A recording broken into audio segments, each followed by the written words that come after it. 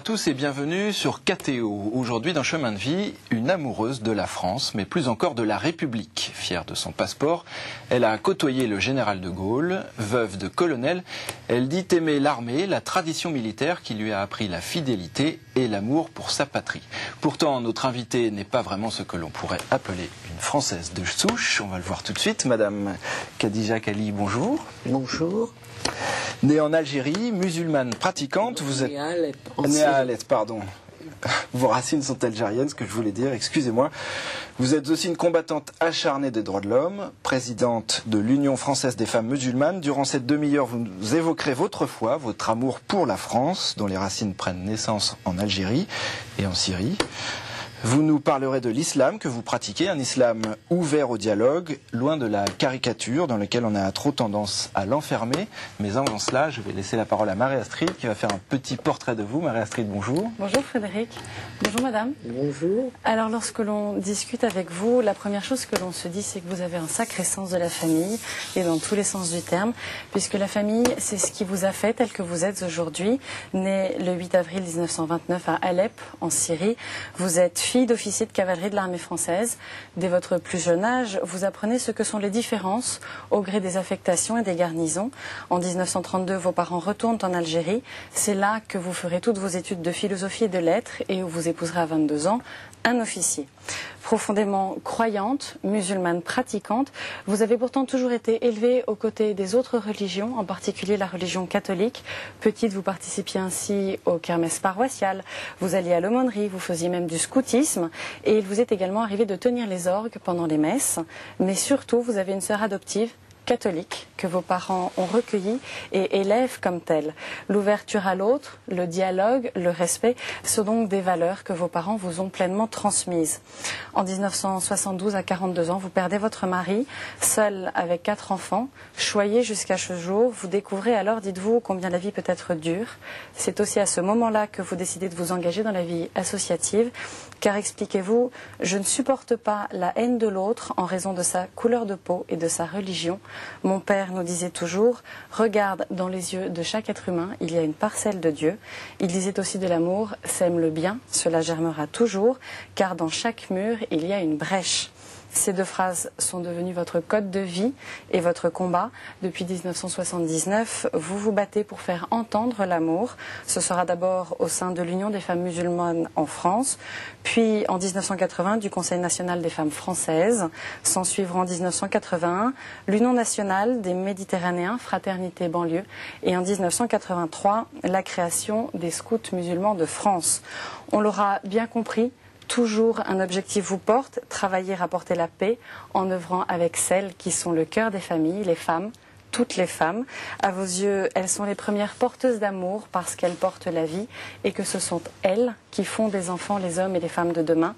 Aujourd'hui présidente du Conseil international des femmes pour la paix, la fraternité et le développement, vous parlez toujours en simple croyante, pour reprendre vos propres mots, entière jusqu'au bout. Vous dites que lorsque vous regardez en arrière, vous n'avez aucun regret. Je continuerai ma mission jusqu'à ce que le Seigneur me rappelle à lui. Le monde doit savoir que l'on peut vivre en paix si l'on se parle, si l'on se respecte, car si nous nous écoutions, nous serions tous frères. Absolument. Merci, vous êtes gentil. Merci. Oui, tout à fait, merci.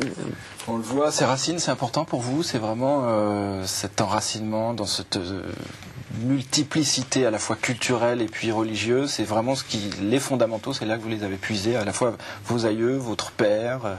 C'est vraiment essentiel. Vous savez, tout être humain, quel qu'il soit, a besoin de ses racines. On est né ce que le Seigneur a voulu qu'on soit, chrétien, juif, musulman. Cela importe peu. Ce qui compte, c'est qu'on soit enraciné, parce que c'est l'autre qui vient vous remettre dans ce que vous êtes.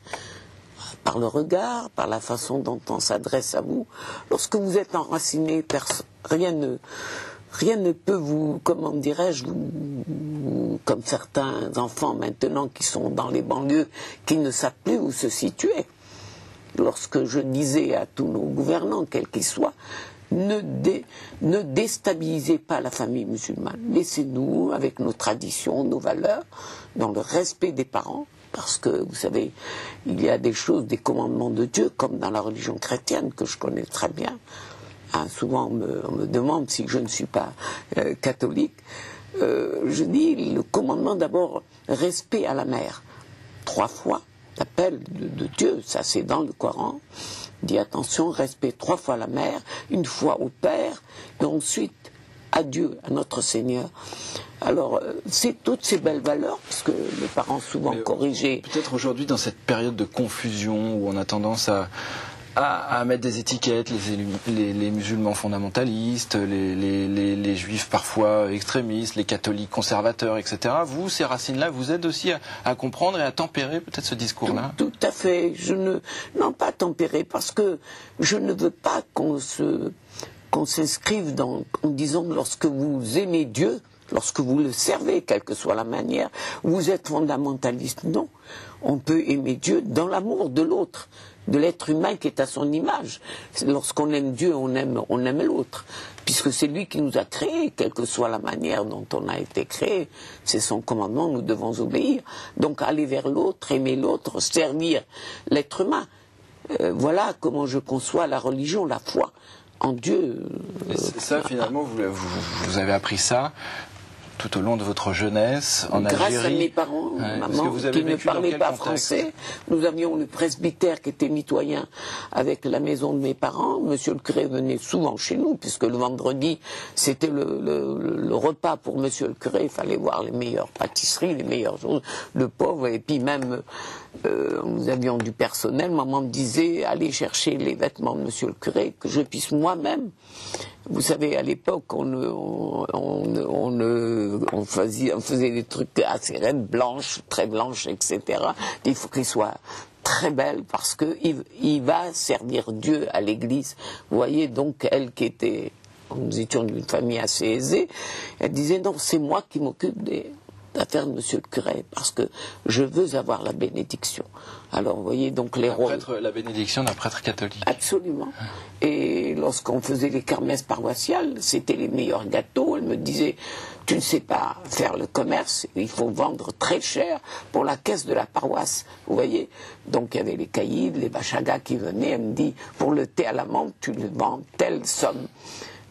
J'avais la plus grosse caisse pour la paroisse, pour monsieur le curé. Alors chaque année, même quand je me suis mariée, je revenais d'Alger pour tenir ma kermesse. Mon stand, c'était le thé, le café oriental, café mort, on appelait ça. Avec une admiration particulière pour la Vierge. Ah oui, la Vierge et pour le Christ. Ah oui, oui. D'ailleurs chez nous, on avait la Vierge Marie, le Christ. La Sainte Torah, les Saints Évangiles et le Coran, les 3. On levait les mains toujours. Là. Voilà comment j'ai été élevé, j'ai eu cette chance. J'ai un cousin chrétien, Jean-Marie, qui était catholique, qui a fait sa communion, qui s'appelait Ataf comme moi. Mon père me dit à son frère, pourquoi ton fils est catholique? La maman était chrétienne. Et comment vous expliquez que ce climat, cette forme de paix, vous avez grandi aussi avec des juifs, absolument, c'est nos frères. Oui, parce que je vois pendant la guerre, lorsque les Allemands, je veux dire le nazisme, voulaient les exporter en France pour pouvoir les emmener dans les... Papa, qui était président de tous les anciens combattants d'Algérie, grâce au maréchal Franchet d'Espéret, ils avaient créé la maison du soldat, ce qu'on appelait le Dar el Askri. Donc, et c'était dans les casernes. Alors, il a appelé tous les rabbins, voilà. Tous sont des anciens combattants, de façon à ce qu'on ne touche pas à nos frères. Vous voyez, donc, et il me disait, lorsque nous avions beaucoup de récoltes, des terres qui étaient beaucoup de blé, etc., qu'on exportait en France pour nourrir la France, il y avait tellement dans la guerre, mon père disait à monsieur le curé, venez, à monsieur le rabbin, et à l'imam, nous allons faire une prière ensemble, le Seigneur nous a donné une belle récolte, nous allons alors une partie pour l'église, une partie pour la synagogue, pour l'imam, pour les orphelins, comme on disait, et le reste partait en France pour nourrir, il disait pour nourrir notre patrie. Alors vous voyez, donc voilà comment... Mais quand vous avez grandi dans ce climat-là qui semble un peu incroyable aujourd'hui, comment vous analysez à la fois la France et puis l'Algérie aujourd'hui? Vous voyez, il y a un glissement Algérie, ça va bien, je vous assure, je vis souvent, très souvent, puisque je vois Monseigneur Tessier, notre cardinal, et lorsque Madame Michel Alliot-Marie m'a fait l'honneur de m'emmener avec elle en visite officielle, nous avons visité l'école où j'allais chez les religieuses, et c'est devenu une maison que Monseigneur a offert pour les femmes abandonnées et leurs enfants. Elles ont fait un pain, d'ailleurs, dommage, je vous aurais apporté là. Et j'ai demandé à Monseigneur de le bénir. Personne ne m'a dit, pas du tout. Toutes les femmes musulmanes qui étaient là et les musulmans, non. Il a fait le signe de croix sur ce pain-là. Personne n'a dit non. Vous voyez, à travers ce que dit la presse, les médias, tout ça, ce n'est pas vrai.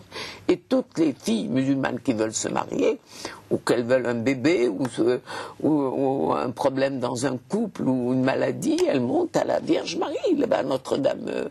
Vous voyez, c'est ça. Les gens ne le disent pas assez. Enfin, en même temps, on pense à Tibérine, on pense à... Tibérine, je les connais, puisque maman est enterrée à Tibérine. Ce sont les terres de mon grand-père qui l'a offert pour créer le monastère. Alors, vous voyez, donc, maman est enterrée là-bas. Vous savez, Tibérine, ça a été fait par des... ce n'est pas des musulmans. Ah, ce n'est pas vrai, parce qu'on ne tue pas. C'était lorsqu'on avait un problème moi-même, on allait vers le Père Luc m'aider pour mon calcul, parce que j'étais très mauvaise en mathématiques. Et jamais, au grand jamais, on ne touchait à nos prêtres. Ils faisaient partie de la famille. Et, vous voyez, donc ils avaient une partie des terres, et c'est eux qui s'occupent de faire souvent des plantes médicinales, et même il y avait un prêtre qui était médecin, et c'est lui qui a accouché les femmes musulmanes. Jamais. Je ne l'ai pas compris. Marie-Astrid l'a dit, vous n'avez pas de regrets, mais en même temps, il n'y a pas une espèce de nostalgie de cette période Je vais vous dire, depuis qu'on a créé...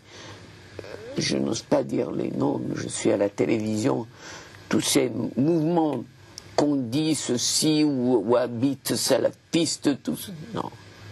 L'islam, comme la religion chrétienne, comme la religion juive, amour, paix, fraternité. Et si ce n'était pas cela, je ne serais pas musulmane, voyez-vous. Cet amour qu'on a pour l'autre, le partage, comme dans la religion chrétienne, catholique ou juive, que je connais aussi, donc je ne serai pas. Ce n'est pas l'islam. Peut-être parce que vous avez eu la chance de grandir avec des chrétiens et des juifs. Et que non, c'est les préceptes même. Vous voyez, l'ami Abdelkader, mon aïeul, disait, quand on a voulu assassiner les chrétiens à Damas, lui qui était un exilé, puisqu'il s'était révolté contre la France en 1830, etc., on l'a exilé à Damas. Lorsqu'ils ont voulu massacrer les chrétiens, il a soulevé une armée pour sauver des milliers de chrétiens. C'est ça, c'est la foi. Alors cette fois, vous l'avez jamais remise en question, vous n'avez jamais douté Jamais. Jamais. Même dans ma désespérance. Je n'ai jamais douté de Dieu, du Seigneur, de Adonai, quelle que soit la manière dont on le prie. J'ai cette chance, cette grâce, parce que c'est une grâce de Dieu de croire comme ça. Moi, je suis dans la maison de Dieu, qu'elle soit une synagogue, une église, et lorsque je vois un des serviteurs, je me sens très petit. Je vais vous raconter une histoire. Monsieur Jean-Louis Debré, un jour, nous étions à l'Assemblée nationale et donc reçus par toutes les femmes françaises. Il m'a mise à sa droite et il y avait le père Lelon et monsieur le rabbin. Et il m'a mise à sa droite. J'ai dit jamais je ne me permettrai de passer devant monsieur le rabbin ou un prêtre. Je ne suis qu'à leur service. Je ne peux pas. Mais non, Monsieur Jean-Louis Debré me dit, je vous admire. J'ai dit non. C'est comme ça, quand on est croyant, on doit respecter ceux qui servent tous les jours le Seigneur et qui nous donnent cette chance de pouvoir transmettre cette foi. Quelle que soit la manière, je dis bien. J'aurais pu, vous voyez, mes petits-enfants sont de mère chrétienne, ils vont à l'église, aucun problème. Et d'ailleurs, moi je leur dis, est-ce que tu as appris, est-ce que tu as fait, est-ce que tu as obéi à ta maman, est-ce que... Voilà. Et c'est des petits Vendéens, alors vous voyez. Donc...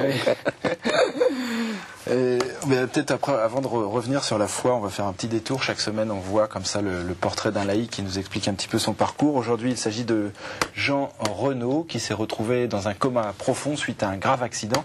Pour lui, c'est la prière de ses parents qui l'a sauvé. C'est une interview réalisée par François Lespès. Quand j'avais 36 ans, j'ai eu un terrible accident fracture du crâne, hémorragie cérébrale, œdème cérébral, et puis surtout un mois de coma grave. Les médecins, à un moment donné, ont demandé à mes parents, écoutez, votre fils est atteint du cerveau, il a tous les organes intacts, avez-vous pensé au don d'organes? Vous imaginez la tête de ma maman, qui avait 3 filles et un seul garçon, au moment le pire, et ne sachant pas quoi faire, ils ont effectivement organisé une soirée où ils ont invité tous les copains et la famille. Et ça a été une soirée, m'a-t-on dit, je n'y étais pas, ça a été une soirée qui a été des soirées de témoignages. Et ça a été aussi des moments de prière manifestement très forts, d'intercession pour ma guérison. Suite à ce coma, j'ai été en fait à Garches pour mener une rééducation parce que j'avais perdu beaucoup de facultés physiques. Avant de partir, l'infirmière vient me voir et elle me jette sur mon lit des courbes de coma. Le coma se mesure un peu comme la température, de 0 à 4. 0 étant le réveil et 4 le coma neurovégétatif légumes. Et effectivement, ma courbe, je la vois, elle descend, elle arrive à 3+, à un niveau de 4 inf. Et là, poum, elle remonte, 0 réveil. Mais le niveau de la courbe où j'étais, c'est très très rare, voire quasiment impossible de remonter aussi vite au réveil. Et je regarde la courbe et là j'ai eu un choc très fort. C'est-à-dire que la courbe abrupte du coma était exactement le lendemain de la soirée de prière. Et là, le temps où je suis resté à Garches, les médecins ne voulaient plus venir dans ma chambre parce que je les ai, excusez-moi, emmerdés en disant mais pourquoi ces courbes elles remontent exactement ce jour-là? Je dis monsieur Delisagaray, on ne comprend pas, on ne sait pas. C'est pour ça qu'on a fait des expériences avec vous. J'avais sur le papier la preuve entre guillemets que c'était l'amour de mes parents, de mes amis qui m'avait sorti du mauvais pas. Il y a eu un article, paraît-il, dans une revue médicale sur mon cas, et il y a eu ces expériences qui montrent que le corps médical était complètement perplexe. Quand je venais de sortir de l'hôpital, c'est une anecdote, je téléphone au renseignement, je dis merci, et là, un blanc complet. Et la fille voit que je m'interroge, et mais vous savez, monsieur, personne ne me dit jamais merci, mais voilà, je voulais vous remercier de m'avoir dit merci. Et je me souviens très bien, c'est à partir de ce moment-là, évidemment derrière l'enchaînement de l'accident, je me suis dit, mais il faut que tous les jours, Jean Renaud, jusqu'à ta mort, tu aies un geste d'amour conscient, pas la chose qu'on fait de manière inconsciente ou par réflexe et tout. Là, c'est quelque chose de choisi. Alors, des exemples, c'est des merci, c'est au bureau, c'est faire attention, enfin, du moins, un petit geste d'attention auprès de ma collaboratrice. On en trouve tous les jours, de ces petits gestes d'amour que l'on fait consciemment et qui marquent quelque part. Après, ça nous dépasse, c'est à quelqu'un d'autre de transformer ce geste. Oui, alors Madame Cali, vous avez sorti en fait 2 vierges, on va en revenir tout de suite, mais peut-être sur ce témoignage-là très fort de prière qui semblerait lui a sauvé la vie. Ça avait l'air de vous émouvoir, cette prière, c'est important pour vous la prière? Absolument, et j'y crois. Avec ferveur, je sais, puisque nous sommes allés, nous faisons les pèlerinages à Lourdes. J'ai oublié de vous en parler chaque année. Avec pèlerinage militaire, j'emmenais même les femmes musulmanes pour servir Dieu et tous ces malades. Et j'ai vu des choses extraordinaires. Je peux témoigner, moi la musulmane. J'ai vu une dame, une Espagnole, qui avait une jambe complètement abîmée, qu'on devait lui couper. Elle avait une maladie très grave. Et au bout du 3e pèlerinage, sa plaie s'est refermée, elle est guérie. Alors vous voyez, donc moi-même, je me baignais dans les temps. Et vous savez, quand vous ressortez de là, vous n'avez même pas une goutte d'eau. Vous voyez que Dieu existe et le Seigneur existe et que j'y crois avec ferveur. Et c'est peut-être un peu absurde comme question, mais ces témoignages forts, enfin, est-ce que ça vous donne pas peut-être envie de vous convertir Vous avez des petits-enfants chrétiens, non, etc. Non, j'aime, je suis musulmane, pratiquante, et je prie, je pense que c'est la même façon. Pour moi, les religions, c'est comme l'arc-en-ciel. Elles sont de toutes les couleurs. Elles rejoignent celui qui nous a créés à tous, qu'on soit catholique, juif ou musulman. Je dis la branche abrahamique. L'Abraham, c'est cette branche-là auquel j'y crois. Et alors donc pendant le sujet, vous sortiez ces deux vierges? Oui, je suis allée en Syrie en voyage officiel. Et lorsqu'on m'a dit où est-ce que je voulais aller, là où apparut la Sainte Vierge, sur le mont là je ne sais plus comment on l'appelle, très élevé, la Vierge a apparu et on m'a emmené, j'ai prié, j'ai emmené les femmes musulmanes prier avec moi et on m'a donné les images de la Sainte Vierge et bien que je vais offrir à mon amie qui est malade aussi, Jacqueline, pour laquelle je prie beaucoup, gravement malade, mais c'est la voix de Dieu. Et alors, dans ce cas-là, vous priez qui? Mariam Je prie Dieu et la Sainte Vierge. Pourquoi d'intercéder auprès de Dieu, du Seigneur, au toi que Dieu a béni, puisque il t'a donné un enfant de son souffle, comme on le dit dans le Saint-Coran. Là, il y a plus, je ne sais plus combien de versets sur Marie et sur le Christ, et qui est vivant auprès de Dieu. Alors, vous voyez, donc, il y a des choses qui nous échappent à nous, pauvres êtres humains. C'est sa volonté. Ouais. Sinon, vous, au cours de votre mission là, avec l'Union des femmes françaises musulmanes, vous avez rencontré Jean-Paul II. J'ai eu cette grâce. Là, cette photo. Comment vous avez vécu cette rencontre? Extraordinaire. Vous voyez, j'en ai encore la chair de poule. Je vous assure que j'ai eu la grâce de le toucher, il m'a pris par les cheveux, il me dit « Vous avez l'Esprit de Dieu en vous ». Je me suis mise à pleurer à genoux, vous voyez. Et toutes les femmes musulmanes étaient là. Et je ne l'oublierai jamais parce que j'ai senti comme un fluide qui me montait, qui allait au cœur. C'est vraiment un saint homme, un saint, vraiment. Et j'ai eu la grâce de le revoir plusieurs fois. Puisque assise, grâce au cardinal Etchegaray, que j'ai connu évêque à Marseille, lorsqu'on a créé l'Union des femmes musulmanes, j'avais été le voir et le prêtre, monsieur Audusseau, qui s'appelait, c'était en 79, j'ai dit, nous avons créé l'Union des femmes musulmanes, je souhaite que nos sœurs chrétiennes le sachent et qu'on puisse travailler ensemble. Et on a continué ce chemin-là. Ce dialogue est essentiel pour vous. Absolument. Sans dialogue, on ne peut pas rien faire. Il faut connaître l'autre, l'aimer. Et quand il y a une barrière, vous voyez, pourquoi il y a tant de choses, tant de crimes, tant de... même en Terre Sainte, si tout le monde dialoguait, si tout le monde allait vers l'autre, et je suis allé plusieurs fois. Et en Israël et en Palestine. Terre Sainte et non pas Palestine. Comment? C'est étonnant, vous dites Terre Sainte et non pas Palestine. Non, je dis c'est la Terre Sainte, c'est la terre du judaïsme, du christianisme et de l'islam, les trois religions. Pourquoi c'est la même chose, Palestine, Israël, le Christ. Je suis allée à Bethléem, sur le tombeau du Christ. J'ai fait même croix. Je suis allée donc à la mosquée d'Al-Aqsa et je suis allée au temple, vous voyez. Donc pas du tout, je ne me sentais pas du tout étrangère. Et je prie le Dieu le Tout-Puissant qu'il y ait la paix dans cette terre, la Terre Sainte. Parce que les trois religions sont nées là-bas.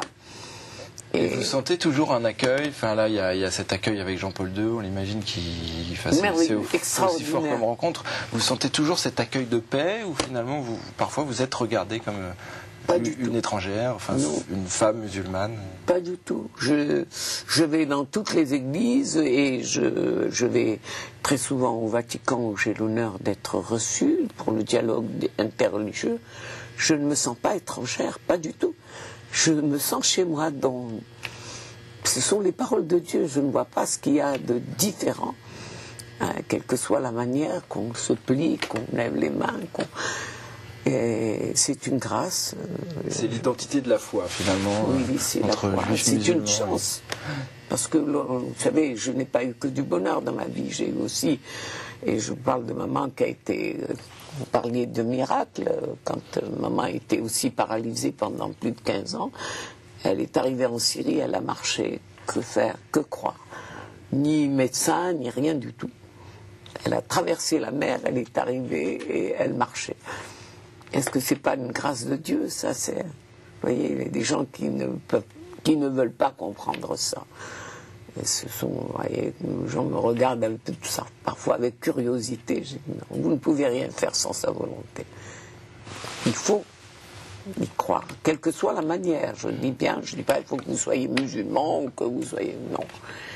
Vous êtes né comme ça, restez dans votre croyance. Jamais je ne me permettrai de douter de la mission de Jésus ou de Mahomet. Mahomet est un missionnaire, Jésus est vivant. Et c'est ça. Ma foi, il est auprès de Dieu. Mais il a dit, je ne suis qu'un missionnaire. Je ne suis pas... on dit que c'est Naïsa ibn Maryam, fils de Marie, et auprès de Dieu. Vous voyez, donc ça rejoint très... Et les gens ne savent pas. Kafir billah, c'est pas un kafir. Celui qui croit en Dieu n'est pas un mécréant. Alors je n'admets pas qu'on touche à nos églises, aux synagogues, à tout ce qui est sacré, comme ces fameuses caricatures. Pourquoi? C'est pas parce que c'est Mahomet, comme on a touché à Jésus, lorsqu'il y a eu le fameux film, là, nous étions avec nos sœurs chrétiennes, donc avec Christine Boutin, qui est mon amie, ensemble, dehors, non, on ne touche pas au sacré. Respectez ce que, même si vous n'y croyez pas, mais respectez. Voilà. Écoutez, Madame Kali, merci beaucoup pour votre beau témoignage. Merci beaucoup. Vous revenez quand vous voulez. Je suis prête à témoigner de mon vécu et de ce que vis avec les jeunes, notamment. Je vais partout et je parle à nos jeunes. C'est trop court, on n'a pas le temps. Le temps tourne. Je suis désolé. Non, je vous en prie. Merci beaucoup, Madame Kali. Et puis à bientôt alors. À bientôt. Au revoir. Quant à nous, moi, n'hésitez pas pour servir. Merci. Pas pour ma petite personne, mais pour ce message d'amour, on en a besoin. D'accord. Écoutez, on va conclure là-dessus, sur ce message d'amour. Merci à vous. Quant à nous, on se retrouve la semaine prochaine avec un nouvel invité. Bonne semaine à tous et à très bientôt. Au revoir. Voilà.